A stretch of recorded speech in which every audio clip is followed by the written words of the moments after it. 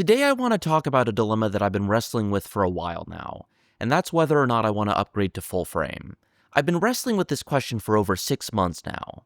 On paper, the choice seems simple. Full frame is just better. You get better low light performance, shallower depth of field, and the professional credibility that comes from using full frame cameras. But after looking at my specific workflow, and most importantly after actually doing the math, I've realized that switching to full frame in and of itself wouldn't actually make a difference for me. This video is not going to be a generic APS-C versus full frame comparison video, and I'm definitely not going to pretend that full frame doesn't have advantages, because it absolutely does. This is just going to be a realistic breakdown of my use case, my current lens setup, the kind of videos that I make, and why at least right now, switching to full frame doesn't make sense for me. Let me start by being completely honest with you guys. My issues right now are not with APS-C. They're with Sony, and more specifically, they're with the A6700. There are two things about this camera that really bother me. First, the second base ISO of 2500 in S-Log3. That just isn't very high, and in low light situations it can limit my shooting more than I'd like. I generally try not to push ISO beyond 6400 if I can avoid it, because I don't want the image getting overly noisy. And while I'm not shooting low light all the time, there are definitely moments where I want to indulge my inner Timu. Second, no open gate, which honestly bugs me on a daily basis. Not because I'm shooting anamorphic or because I need to deliver vertical and horizontal at the same time, but because I really like 3x2 as a deliverable format. I genuinely prefer the composition of 3x2 for talking head videos. There's just something about it that feels more natural to me. Maybe it's because I've been shooting photography on 3x2 sensors for so long. Anyway, even with the release of the new Sony FX5, which we will talk about more later in the video, if I wanted OpenGate in a compressed non-RAW codec, I'd realistically be looking at Lumix. That means either a used S5 Mark II, which I've seen locally for about $1,200, or going up all the way to something like the S1 Mark II at around $3,200 new. But here's the problem. If I switched to Lumix, I'd have to replace all of my lenses. And this is where things get complicated. Right now on APS-C, I own the Viltrox 27mm f1.2, the Viltrox 75mm f1.2, the Sigma 17-40 f1.8, and technically the Viltrox 28mm f4.5, but that's more of a specialty setup for my A6400 when I need something ultra pocketable. The Viltrox f1.2 primes give me roughly full-frame f1.8 equivalent depth of field and light gathering. And the Sigma 17-40 f1.8 gives me about 25 to 60mm full-frame equivalent coverage, with essentially f2.8 full-frame depth of field characteristics and light transmission. If I switched to Lumix full-frame, realistically I'd probably grab the 50mm f1.8 S prime and the 24 to 60mm f2.8 zoom, both of which I've used on my friend's Lumix S9. Which means that in terms of background blur and low-light performance, I'd be in almost exactly the same place. So I'd be spending thousands of dollars on a new body and new lenses to recreate the look that I already have. In fact, I actually think the Sigma 17-40 is better than the Lumix 24 to 60 in terms of sharpness, so I'd actually be accepting some optical compromises by switching. If you're interested in an in-depth comparison between those two lenses, let me know in the comments. I think a lot of people chase full frame because of this idea of the full frame look.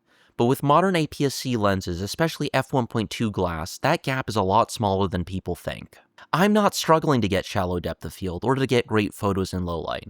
My issues aren't with the aesthetics of my work, they're feature related. To be fair, Lumix does many things extremely well. They've had OpenGate on their cameras for forever. Their built-in monitoring tools like in-camera false color are excellent. Their stabilization is unquestionably best in class. And they offer so many formats and codecs in their cameras.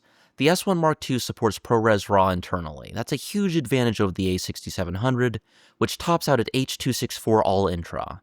And up until recently, that was super tempting. But if you've been paying attention to what's been happening with NAND flash prices, and I'm assuming most of you have, you already know where I'm going with this.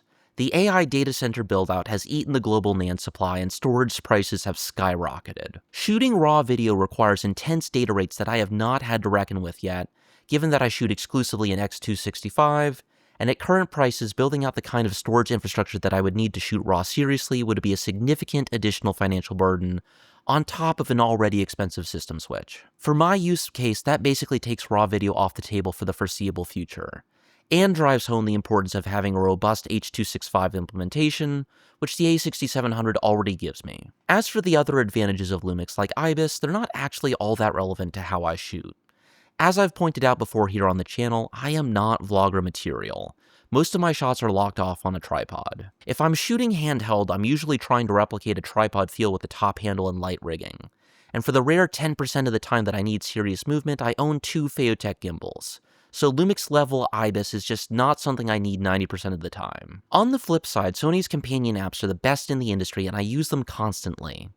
Random object tracking is also very important to me, especially for product photography and videography, and that's an area where Sony is still clearly ahead. And if I went with something like the S5 Mark II instead of the S1 Mark II, I'd also be accepting slower readout speeds than the A6700.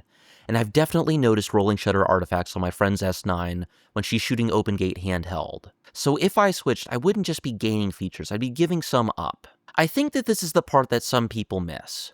Full frame does not equal features. It doesn't automatically give you better codecs, or open gate, or good secondary base ISOs for low light filmmaking. Those are manufacturer decisions independent of sensor size. What has actually solidified my opinion about this is the release of the Sony FX5. The FX5 finally brings internal RAW and OpenGate video recording to a Sony compact mirrorless camera.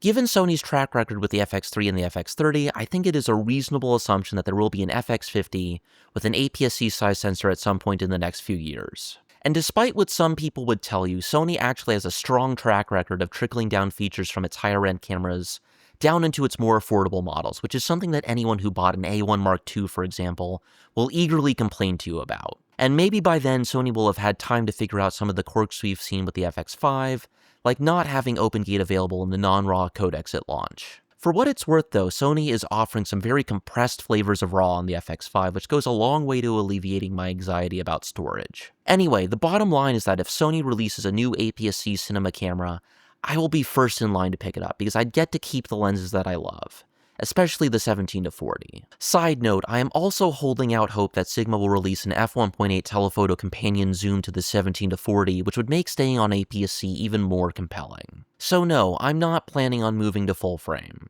Not because full frame is bad or because APS-C is superior, but because for my workflow, my lenses, and the type of content that I make, it doesn't actually solve my problems. If you've switched from APS-C to full frame, especially from Sony to Lumix, I'd love to hear what changed for you. Did it solve a real problem? Or did it just feel like the next step camera YouTube convinced you had to make? Thanks for watching until the end of the video. I appreciate it more than you know.